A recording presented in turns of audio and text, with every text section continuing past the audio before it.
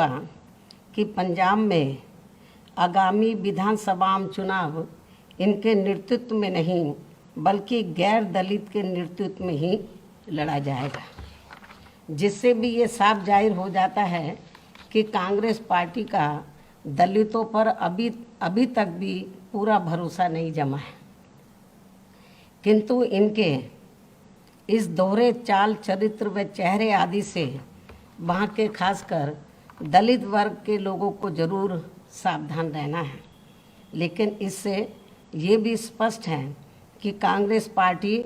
यहाँ अकाली दल व बीएसपी के बने गठबंधन से काफ़ी ज़्यादा घबराई हुई है और मुझे ये पूरा भरोसा है कि पंजाब के दलित वर्ग के लोग भी इनके इस हथकंडे के बहकावे में कतई भी नहीं आने वाले हैं। वैसे तो सच्चाई ये है कि इनको व अन्य विरोधी पार्टियों को भी मुसीबत में ही या फिर मजबूरी में ही दलित वर्ग के लोग केवल इन्हें याद आते हैं, ये भी सर्वविदित है। जैसे आप लोग परम पूज्य बाबा साहब डॉक्टर अंबेडकर का ही उदाहरण लीजिए, तो यदि कांग्रेस पार्टी के पास जब अंग्रेज़ भारत को छोड़कर चले गए थे, हालांकि संविधान बनने की प्रक्रिया पहले ही शुरू हो गई थी, जब अंग्रेज़ रजाबंद हो गए थे कि हम भारत को आज़ाद कर देंगे, तो जब भारतीय संविधान को बनाने की बात आई तो उस समय यदि कांग्रेस पार्टी के पास पंडित जवाहरलाल नेहरू के पास एंड कंपनी के लोगों के पास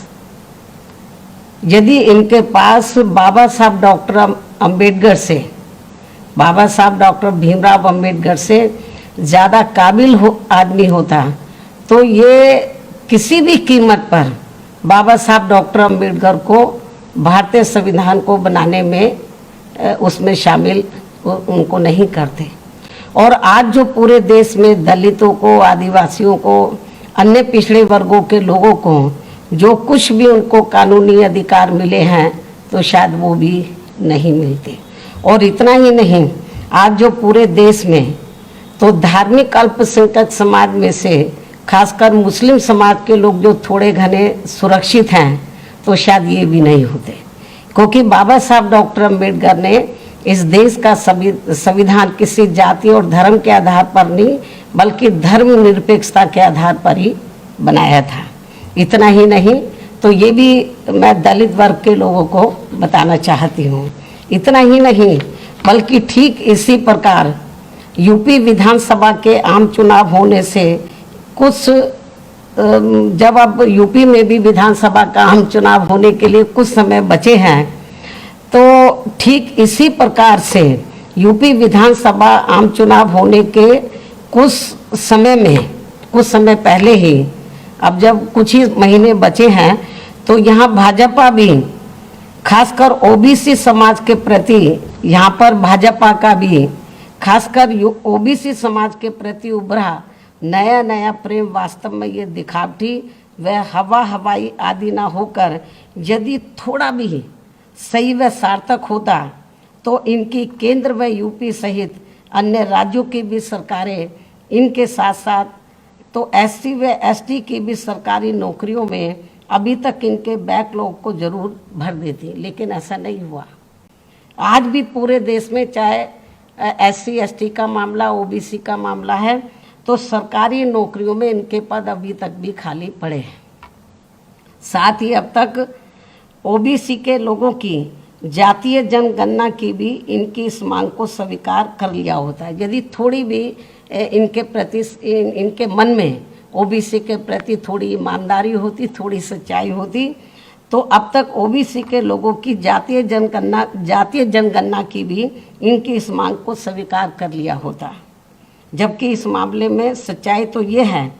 कि भाजपा व अन्य सभी जातिवादी पार्टियां भी देश में ओबीसी के लोगों की जनगणना कराने में वैसे ही घबरा रही हैं जिस प्रकार से इनके आरक्षण संबंधी मंडल कमीशन की रिपोर्ट को लागू करने में इनके लोगों ने अति उग्र होकर पूरे देश में आंदोलन किया था। लेकिन अब भाजपा का भी इनके वोट के खातिर यहाँ आसानी से इनका कोई भी नाटक चलने वाला नहीं है। अर्थात अब इनकी काट की हांडी तो बार बार चढ़ने वाली नहीं है। मुझे पूरा भरोसा है कि पूरे देश में दलित वर्ग के लोगों के साथ साथ जो अति पिछड़े वर्ग के लोग भी हैं, तो वो ना कांग्रेस के बहकावे में आने वाले, ना बीजेपी, ना अन्य किसी और पार्टी के, क्योंकि इनको ये बात अच्छी प्रकार से मालूम है कि इनको जो कुछ भी मिला है तो वो परम पूज्य बाबा साहब डॉक्टर भीमराव अंबेडकर के प्रयासों से ही मिला है। तो आज जो भी कुछ इनको थोड़ा घना ये जो जातिवादी पार्टी हैं, चाहे कांग्रेस है, चाहे बीजेपी है, या अन्य जो भी जातिवादी पार्टियां हैं, आज जो कुछ भी थोड़ा घना इनको दे रही हैं, केवल वो अपने स्वार्थ में, अपने वोट के खातिर, ना कि इनके समाज के लोगों को अपने पैरों पर खड़ा करने के लिए दे रही हैं। तो इसलिए मुझे पूरा भरोसा है, चाहे यूपी में दलित व अति पिछड़े वर्ग के लोग हैं, चाहे पंजाब में या देश के अन्य किसी भी राज्य में, ये लोग अब जल्दी से इनके बहकावे में आने वाले नहीं हैं। तो ये भी मैं आज मीडिया के माध्यम से इन पार्टियों को बताना चाहती हूँ। तो इन्हीं कुछ ज़रूरी बातों के साथ ही अब मैं अपनी बात यहीं समाप्त करती हूँ। धन्यवाद। अगर आप चाहते हैं गरीब हर वंचित इंसान की आवाज आप तक पहुंचे तो हमारे चैनल को सब्सक्राइब करें और बेल आइकन का बटन दबाना ना भूलें। देखते रहिए बहुजन हलचल न्यूज।